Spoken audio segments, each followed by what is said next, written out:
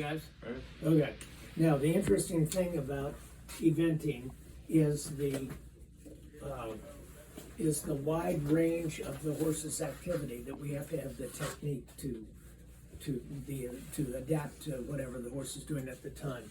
This line represents the speed of the horse from standstill to flat out racing. And our position now changes as the speed of the horse changes. Obviously, the first time we have motion, the first time we have activity, piaffe.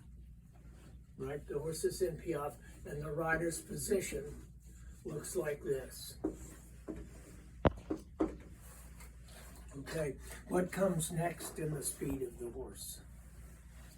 Jumping. Right? We're starting to move now. The horse, we're now in this position, 90-degree angle here, still seated on 3 points. Okay, I refer to a 3-point seat. This is what I mean. The rider is seated on 2 seat bones and the pubic bone. Okay, we're still in the 3-point seat. I refer to this as a light 3-point because now the point of the shoulder is in front of the point of the hip. So the rider has a slight inclination forward. What comes next after show jumping?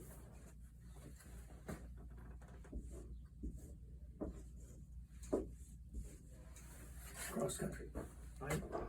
That would be the next fastest, the next motion of the horse. Cross country. The seat is no longer in the saddle. We're in what I refer to as the 2-point. I mean the 2 points of the knees. It's actually an area, we'll talk about that at some other time, but I use the point system just for teaching shorthand. A 3-point, a light 3-point, a 2-point. There are 3 very different positions for 3 different things that the horse is doing. What would come after show jumping? Steeplechase. Right? The steeplechase rider's knee is almost up at the wither. That's how short they ride. We're out of the saddle continually, although I do notice, and I did, timber racers will touch the saddle in the last 5 or 6 strides. They'll just settle into really a 1-point position. They're hovering over the back, but they also feel the back of the horse. And what's the final? Flat racing. But that's timber racing, not steeplechasing, right, Jimmy? Timber racing, steeplechasing, I use them interchangeably. Okay. Right, you're jumping barriers, fixed barriers at a high rate of speed. Okay. Timber racing, they ride a little bit, timber racing rides a little bit longer than yeah. steeplechase. Reversely, brush riders ride a little bit shorter than steeplechase because the speed is greater. Timber races run someplace between 700, 800 meters a minute. So fast, but not that much faster than the old advanced steeplechase, which was 690 meters a minute. In a moment, this rider is working above, he's working almost at 1,000 meters a minute. The steeplechase, the brush race riders. And then finally, flat racing, the rider's back is parallel to the horse's back. So you can see a couple of things right away. As the speed of the horse increases, the hip angle closes. The faster the horse goes, the more we have to bend over at the waist in order to stay with the motion. The other thing we notice, obviously, okay, I used to say that we had to operate in this range, that the event rider had to be the master of all of those positions. That's less true these days. We don't use extreme speed so much in the conditioning of the horses, which is when we would have used it for the old classic event. We would have gone up into this sort of position because we would work the horses for a quarter mile or half a mile at over 1,000 meters a minute. They would really be galloping. In order to prepare them for a 2-mile steeplechase, they had to really open their lungs up. Later on, most trainers realized the benefits of working up an incline rather than going fast on the level. You get the same effect on the horse's cardiovascular system without stressing the soft tissues so much. So that has gone out of style now. Now, our job today is going to come back here. And we're going to talk about the full 3-point seat. That's a position we're going to work on today, this week, next week, every week of your life. This will be part of your life. My description that I'm going to get into in a moment is based on Muessler's riding logic. If you want to review this lecture, just go to Muessler and you'll hear the lecture. You'll read the lecture again. Okay? Now, questions so far? That's not in a rule book. Other instructors use different terms. They'll say, take a light seat, take a half seat. And once you know what they mean, as long as they're consistent, the terminology doesn't matter. It doesn't matter what you call it, as long as you and the instructor know what you're talking about. That's not a big thing to me at all. Bill Steinkraus disliked the point system, and I always teased him as he didn't like it because he didn't invent it. Someone else started talking about a man named Gordon Wright, used the points of the contact to describe to his students what he meant, and it's a verbal shorthand. Okay. So now we are only responsible for Well, really, these days the first three or the first you four? need to be able to ride up here. I'd like for you to be able to cover the entire spectrum of the horse someday. Jenny Brannigan's the only rider that I can think of right now that has examined the entire spectrum of the horse, because she's ridden in some steeplechase races and has ridden in some flat horses, worked flat horses, where you would use the final position. Those riders, these flat race riders, they ride so short that their knees touch above the wither of this horse. They don't have any how they stay on. They ride so short these days. I don't see how they stay on, and they just put their big toe in the stirrup, which drives me crazy. But they don't seem to lose their stirrup, and they seem to make it work. Come down the stretch in the Kentucky Derby, they're right there.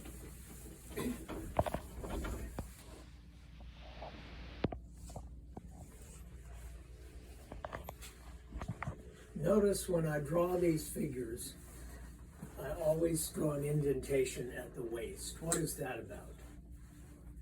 Neutral spine. That's the Neutral spine. That's the usual spine, the neutral spine. That is the shape of the human spine, of the normal human spine, that has not been deformed by months and years of riding. So that shape looks like this. Starts at the atlas bone, comes out here, turns back in at the waist, and comes out slightly to the coccyx. Okay? The coccyx is the tailbone. We rarely engage the tailbone. When might we use that? On a horse that's stopping, a horse that's jumped a big drop awkwardly, we're going to go all the way back like that. And what that does, when we drop our back, we artificially make our thigh longer.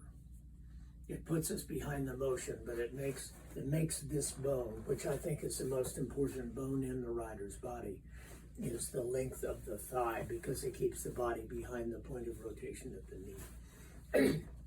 Those riders are naturally, biomechanically designed to ride well.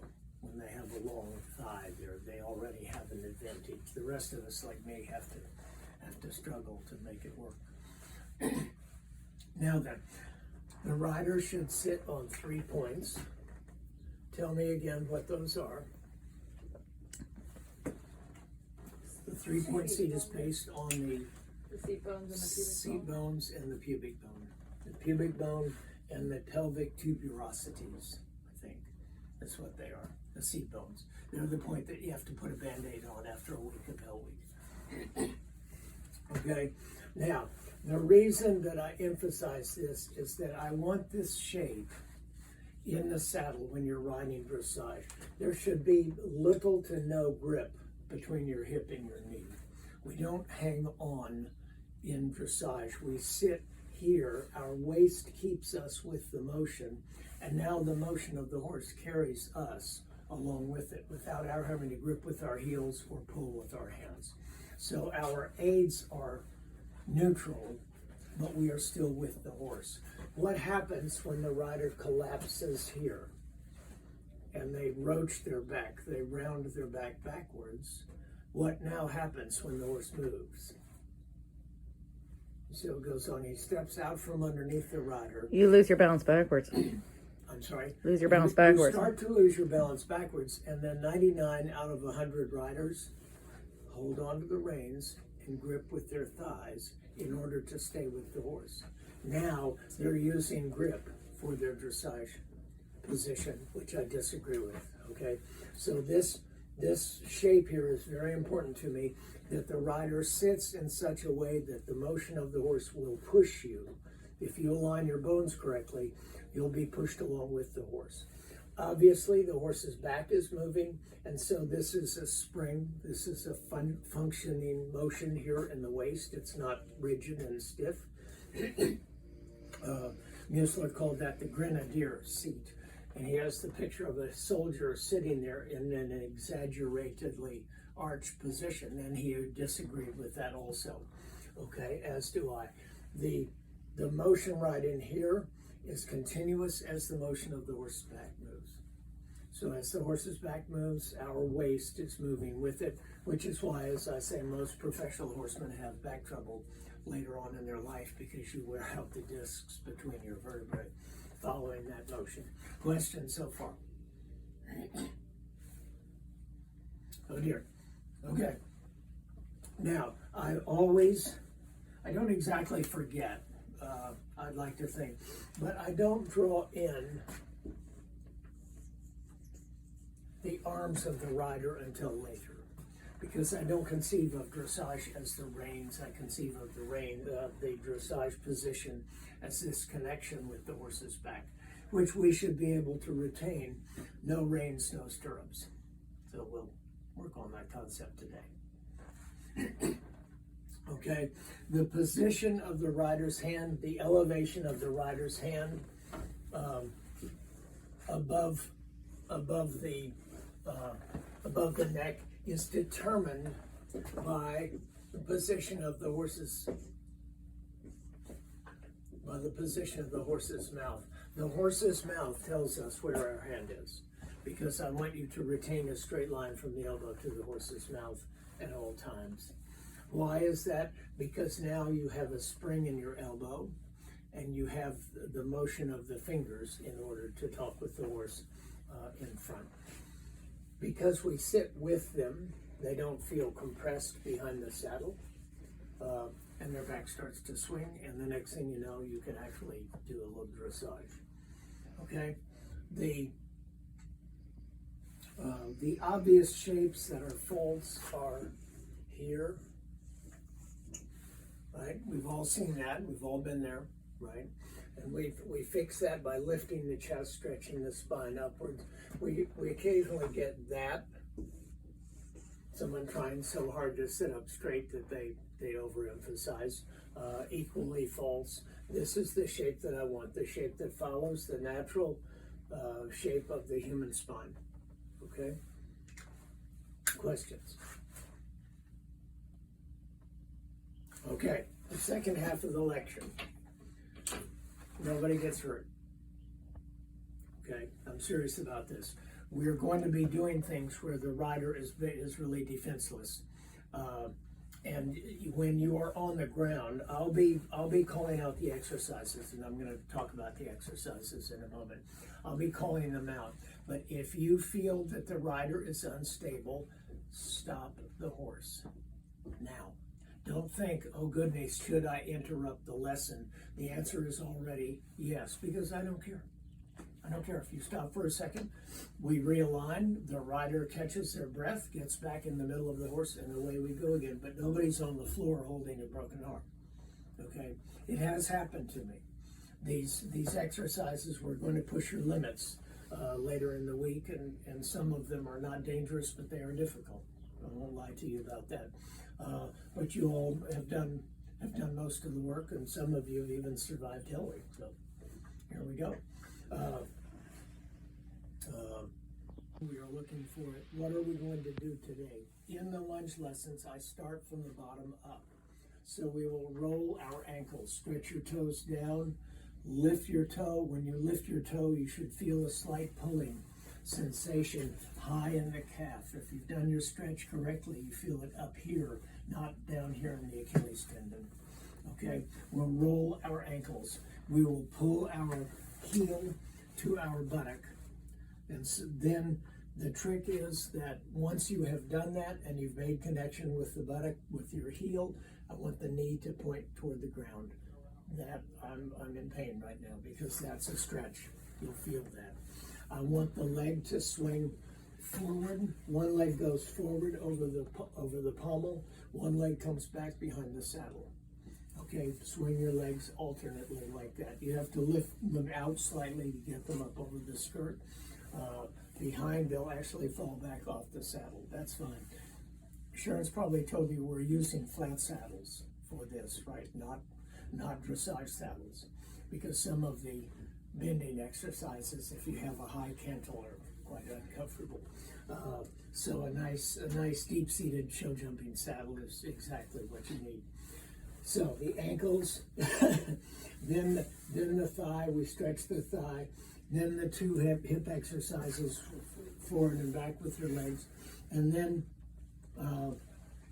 we'll go arms forward, palms facing the sky like that, which may be a change I've learned in the past couple of years from my therapist, that if the rider or if the athlete turns their palms up, it opens the shoulder joint a little more. And so if I do that, then when I take the reins again, I'm just a little bit more open here. It's a little easier for me to sit. We'll move our arms, shoulder, fingertips extended and joined, palms facing the sky. You imagine that you have a string running from your heel to your hand, and now I cheat because I want the leg to go up that string. Your range of motion is slight. It's less than 12 inches. Okay, the trick is to do that without doing that. To be disconnected, to be able to move your leg away from the horse's body like that without swaying the other way. That's harder to do than you think it is once you're in the saddle. Okay, that is a very, very good exercise. Why? Because it removes grip. That when your leg moves out there, your seat settles just that little bit more deeply in the saddle. So we will do that. We will do body twisters, palms facing the sky, turn, look back. As you turn, I want to see you turn like this, not like this, okay? Again, you should be disconnected at the waist. When you turn this way, watch my right leg. No. The legs should stay. We turn like this. We remain, our spine remains aligned and straight. Okay. What else do? We do windmills like this. Stretch back as far as you can. You cannot. The joint doesn't go straight back all the way, but press your limits. Right. Go as far back as you can, still in a vertical plane, before you have to compromise. You will feel that in your shoulder joint. Just stretch on that every day so that when you are finished, your shoulders look more like this than like this, okay? It's a minor adjustment, but an important adjustment. Let me see, what else do we do at the walk-in warm-up, Sharon? I think that's the routine. Windmill, body twisters. Yeah. I remember when we start. That's enough. Scissor kick at the walk. Yeah, you said that. Sit-ups. Oh, I see. Yes, the we'll walk. do some sit-ups. We at the don't walk. necessarily do that on day one though. The first couple of days we do them at the walk, At the and then later on we do them later in the work when we start our gymnastics of the horse. We will do the flying handstand, the flying heel kick. You put both hands on the knee roll and you bend over until you touch your collarbone to the mane, and you keep your back straight. And that allows your heels to come straight up behind you. I want you to touch your heels together. Click your heels, and then return to the saddle. Heel click, return to the saddle. Do that. We'll do that 5 times. Okay. That prepares you for the scissors, and we will demonstrate that. Those of you who have done that before, starting tomorrow, will be in the saddle first, because then we'll go a little bit more deeply into the exercises beginning tomorrow. Tomorrow's just a continuation of today. Today's just a shakedown cruise. So we get into the routine. We get everybody limbered up. You're nice and sore on Tuesday morning, and then we'll go from there. Safety. Again, reiterating that the people on the ground holding the tape, you're responsible. I'll be blamed if somebody gets hurt, but you're responsible, and I'll be really pissed at you because you would have had a chance to stop the horse. Okay? You know what runs downhill? Right? Why are we laughing?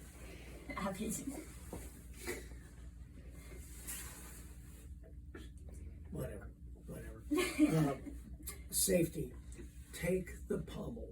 Most of these exercises, once we start moving and we're talking about the motion of the horse and following the motion of the horse's back with your back, once we do that, I want the rider, if the rider is going track left on the circle, I want the rider to hold the pommel with the outside hand.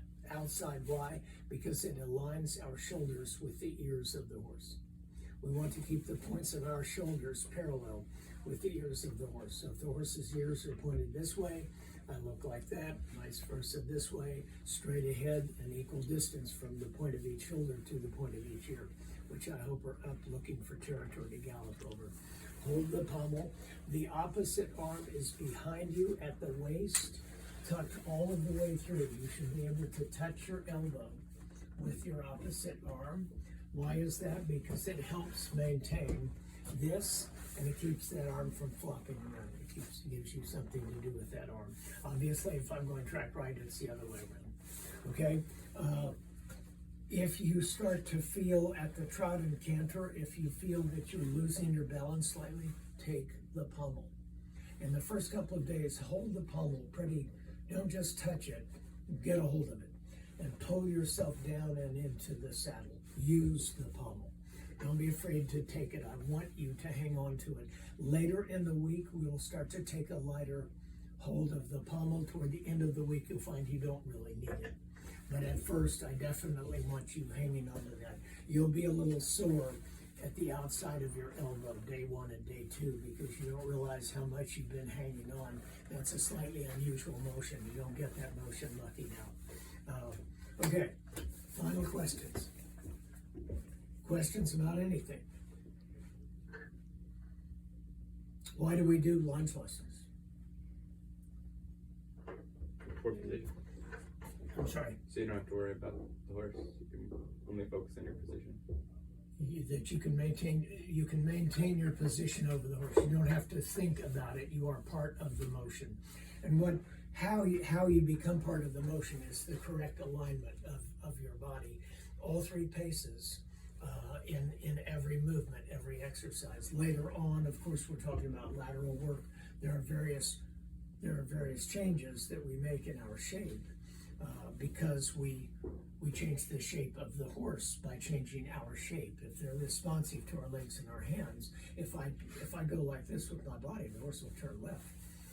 Legoff used to make the point. He would say, Jimmy, look at the rider.